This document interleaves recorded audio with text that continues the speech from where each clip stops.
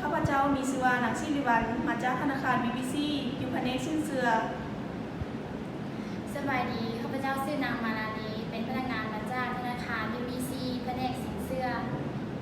โดยทางรายการของเราเป็นเกียรติอย่างยิ่งเนาะที่แขกรับเชิญทั้งสองท่านมาให้ความรู้ทางด้านสินเชื่อแก่พวกเราและก็ท่านผู้ชมทางบ้านโดยยินดีและให้เกียรติอย่างยิ่งเช่นกันเจ้าก่อนที่เราจะไปเจาะลึกทางด้านสินเชื่อนั้นเรามาทำความเข้าใจกับสินเชื่อก่อนว่ามันเป็นอย่างไรเจ้าสินเชื่อเป็นความเชื่อใจและความไว้วางใจระหว่างผู้ให้ผู้ยืมและผู้ขอผู้ยืมจึงเห็นให้มีการเข้าผู้ยืมเงินหรือซื้อสินค้าเป็นเงินเชื่อโดยจะนำเงินมาใช้ในอนาคต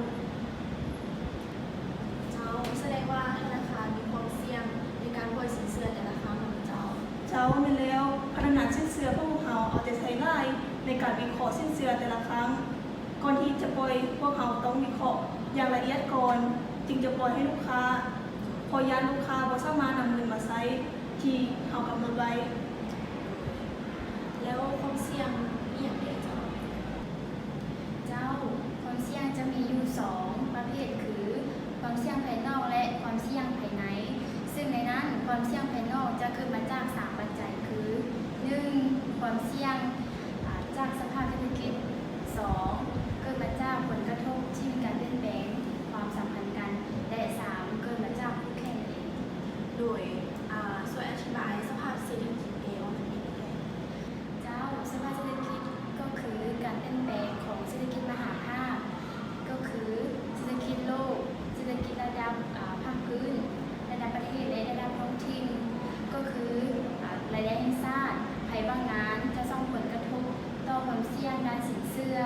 เพื่อให้มีการเปลี่ยนแปลงทางด้านอัตราดอกเบี้ยปริมาณและคุณภาพของสินเชื่อโดยแล้วความเสี่ยงภายในเจ้ามีอย่างไรเจ้าความเสี่ยงภายในมันมีหลายปัจจัยที่เกิดขึ้นซึ่งเราจะยกมาให้เห็น2ปัจจัยคือการให้สินเชื่อเกินความจำเป็นและการเงินสร้างรายได้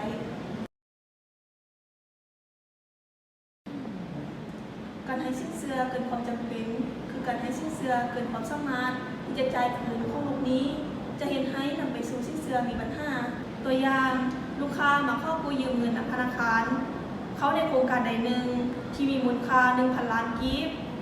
แต่ธนาคารพัดให้ 1,200 ล้านกีบตัวส่วนที่เกินนั้นเมน200 ล้านกีบในส่วนที่เกินนั้นลูกค้าอันนำเงินไปใช้ที่ผิดจุดประสงค์เลยบ่สามารถเห็นให้เกิดมีมูลค่าเพิ่มได้สำหรับการเน้นสร้างรายได้เมนไม่ถึงการปล่อยสินเชื่อโดยบ่คำนึงถึงความเสี่ยงที่จะเกิดขึ้นในอนาคตตัวอย่างเมื่อปล่อยสินเชื่อไปแล้วธนาคาร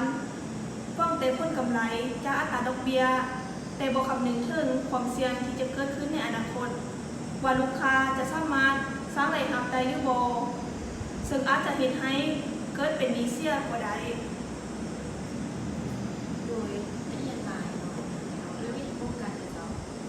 โดยทางเราจะมีวิธีป้องกันก็คือจะเน้นหนักการปฏิบัติระเบียบตามนโยบายของธนาคารจะมีการฝึกอบรมพนักงานให้มีความรู้ความสามารถมีวิชาสังเคราะห์จะมีการพัวพันกันปรึกษาหารือกันอยู่เสมอและมีการประเมินการปฏิบัติเรียนในแต่ละระยะเพื่อบ่ให้เกิดหนี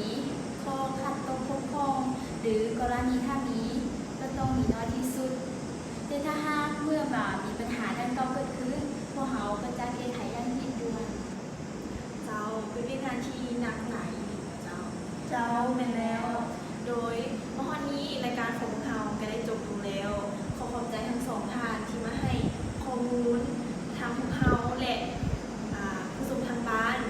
มาพบกับรายการของเราได้ใหม่ในวันศุกร์และวันเสาร์ท้ายนี้พวกเราทั้ง3 คนขอกล่าวคำว่า